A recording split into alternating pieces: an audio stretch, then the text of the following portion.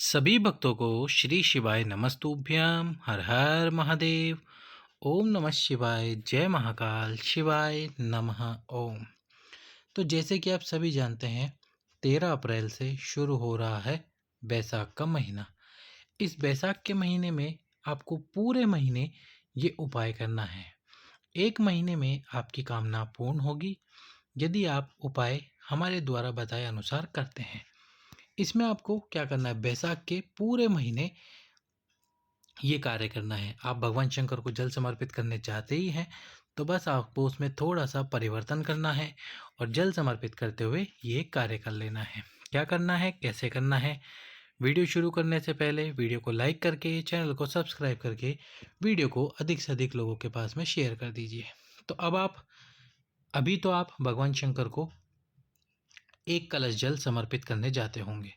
अब आपको क्या करना है, बैसाख के महीने में पूरे महीने 2 कलश जल भगवान शंकर को समर्पित करने हैं। और ये जो शुरू करना है आपको पूर्णिमा से शुरू करना है। जो शनिवार को पूर्णिमा आएगी उस पूर्णिमा से आपको ये कार्य शुरू करना है और जो बैसाख पूर्णिमा रहेगी उस पूर्णिमा तक आपको ये काम करना है। 2 मिट्टी के पात्र ले लीजिए। अब मिट्टी का कोई भी एक पात्र या 2 पात्र आपको ले लेने हैं। मिट्टी के 2 पात्र ले लीजिए। यदि इस प्रकार के आपके पास में 2 कलश है तो ऐसे 2 कलश ले लीजिए और फिर आपको जाना है भगवान शंकर के मंदिर में। शिव जी के मंदिर में जाकर दोनों कलश से एक साथ आपको जल समर्पित करना है और जल समर्पित करते हुए आपको तुमरुकेश्वर महादेव का नाम लेना है। और इसके साथ ही भगवान शंकर के 12 ज्योतिर्लिंग में जो एक ज्योतिर्लिंग है जिसका नाम है गृष्णेश्वर महादेव, तो तुमरुकेश्वर महादेव और गृष्णेश्वर महादेव के नाम से आपको ये जल समर्पित करना है भगवान शंकर के शिवलिंग पे।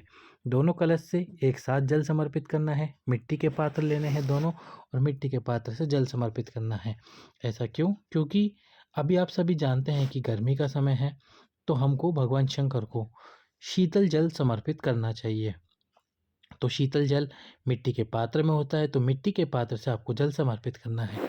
यदि आपके पास में मिट्टी के पात्र नहीं है तो फिर आप क्या कीजिए, कोई भी मिट्टी का एक बड़ा पात्र जैसे मटकी भर के रख सकते हैं और फिर उसमें से आपको जल ले लेना है। जैसे कि बड़ी मटकी में से आप जल ले लीजिए और मटकी में से जल लेकर 2 कलश ले लीजिए। फिर आपको 2 मिट्टी के कलश लेने की ज़रूरत नहीं है। यदि आपके घर में जो भी कलश है उस कलश में मिट्टी के पात्र में से जल भर लीजिए, यानी मटकी में से जल भर लीजिए और तुमरुकेश्वर और गृष्णेश्वर महादेव के नाम से आपको वो जल समर्पित करना है। जल समर्पित करने के बाद में जो जल शिवलिंग से नीचे गिरेगा उस जल का आपको आचमन करना है, यानी कि पीना है। और थोड़ा सा जल अपने शरीर पर छिड़कना है और थोड़ा सा जल मिट्टी के पात्र में लेकर आइए ताकि उस जल का सींचन आप आपके घर पर कर सके और इसके साथ ही आपके घर की सीढ़ियों पर, मुख्य द्वार पर करें। तो इस प्रकार से आपको बैसाख के पूरे महीने में करना है ये उपाय। चलते हैं दूसरे उपाय की तरफ। दूसरा जो उपाय है वो है रोग मुक्ति के लिए।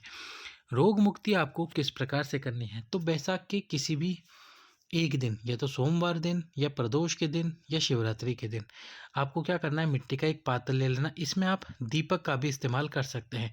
दीपक ले लीजिए, मिट्टी का पात्र ले लीजिए, उस दीपक को लेकर साथ में खाली पात्र लेकर शिवलिंग के नीचे लगा दीजिए और भगवान शंकर के मंदिर में जाकर उस दीपक से आपको 7 बार कुंदकेश्वर महादेव का नाम लेते हुए, कितनी बार, 7 बार, 7 बार कुंदकेश्वर महादेव का नाम लीजिए।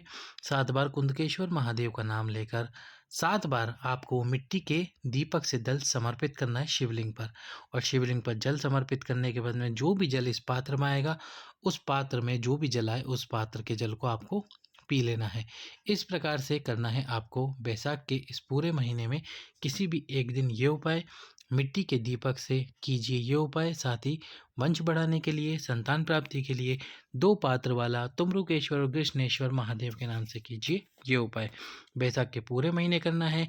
यदि आप बीच में रजस्वला हो जाए तो उस समय पे जल समर्पित करने ना जाएं, या घर में कोई ऐसा सदस्य है जो आपके स्थान पर जल समर्पित करने जा सकता है तो आप उसको अपने स्थान पर भेज सकते हैं।